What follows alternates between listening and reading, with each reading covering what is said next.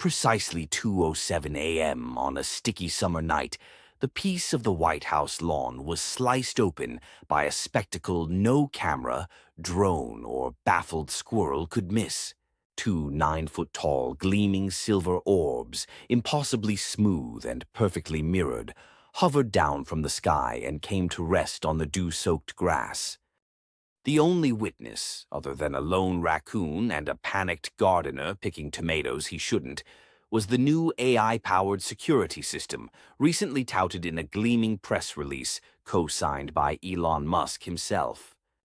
The AI, evaluating the situation with the oblivious detachment of a machine just beyond its depth, noted in its log, "Anomaly detected. Spherical objects, dimensions consistent with large recreational beach balls. No immediate threat identified. Awaiting further training data." The human security officer, lulled into comfort by technobabble and his own fatigue, waved away the alert as a late-night glitch. As the capital dozed, a cosmic overture was already underway. Dawn broke with a sun that found itself upstaged. The orbs glistened in the early light, reflecting a collage of dawn pink, concrete gray, and curious faces pressed against TV screens around the world. Social networks exploded, hashtags trended, conspiracy theorists high-fived. The newscasters tripped over their words as every camera from Washington, Paris, and Pyongyang broadcast the orbs live. Then, at exactly 6:12 a.m., the first orb split, a hatch resolved from solid silver like quicksilver, parting at an invisible seam, and a staircase spiraled out, unfolding with mechanical grace. A figure emerged, framed by a surreal swirl of fog. She, if she could capture the presence, was draped in a mesmerizing silk dress, incandescent in shifting hues of fluorescent red, blue, and green. The fabric curled and flared in impossible ways, trailing light like a comet's tail. Her skin shimmered in the DC sunlight, metallic yet warm, and her eyes were vast and silver.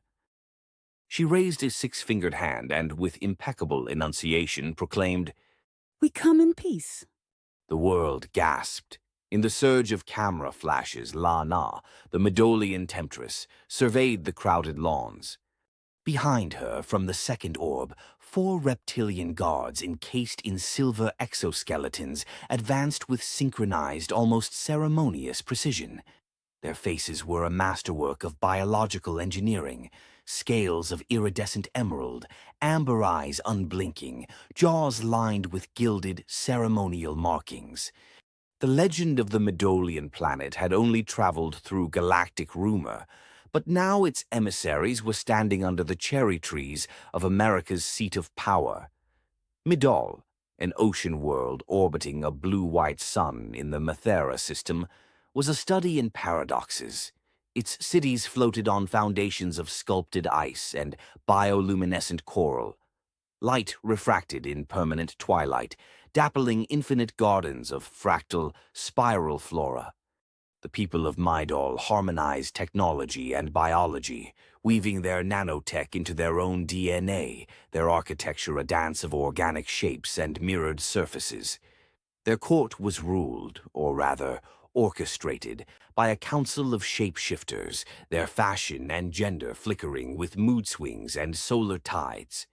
For centuries, the Midolians watched Earth from their camouflaged dark side moonbase, the DSMB, decoding culture from ancient sitcoms and aggressive car commercials.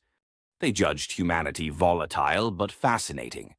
Now diplomatic protocol called for only one phrase: "We come in peace." But peace was such a slippery concept, especially for the likes of Lana. As Lana paused atop the stairway, the men in black, normally the silent, shadowy backup to earthly powers, were forced to step into the blinding sunlight, their trademark sunglasses no longer effective against the spectacle of interstellar fashion. Meanwhile, uniformed security scattered, leaving only those either extremely brave or frozen in existential panic. Inside the cordoned-off West Wing, President Donald Trump, embarking on an unprecedented second term, watched events unfold with rising dread. With the world in chaos, the Secret Service in disarray, and the AI security chief stammering about anomalous, non-hostile sporting equipment, Trump's mind was elsewhere. Because for Donald, the arrival of the Midolian envoy was not a diplomatic incident. It was deeply, painfully personal. Trump's secret had been hidden not just from the press, but from the history books. Years ago, at a clandestine gathering at Mar-a-Lago, one no human memory could reliably place, he had encountered Melania, a shape-shifting Midolian diplomat arrayed in glistening pearls and promises. The affair, at first an exercise in ego, had become something more, a mysterious wedding, sealed with a cosmic contract and the blessing of Midol's mercurial council. He thought he understood the terms. He did not. Melania could shift form, one moment a blonde vision, the next the emerald-skinned queen of Midolian high society.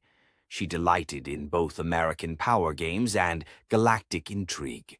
Together they navigated secret treaties, cosmic honeymoon getaways, and, most alarmingly, very different definitions of the word exclusivity. So when Lana descended the orb staircase, Trump recognized her instantly from May Lanier's family hollows. Lana, the notorious Midolian Temptress, was famous for her flamboyant moods and alliances that could turn on a particle. Her arrival was no routine visit. It was a challenge, a provocation, perhaps even an act of war, not just political, but deeply, painfully domestic.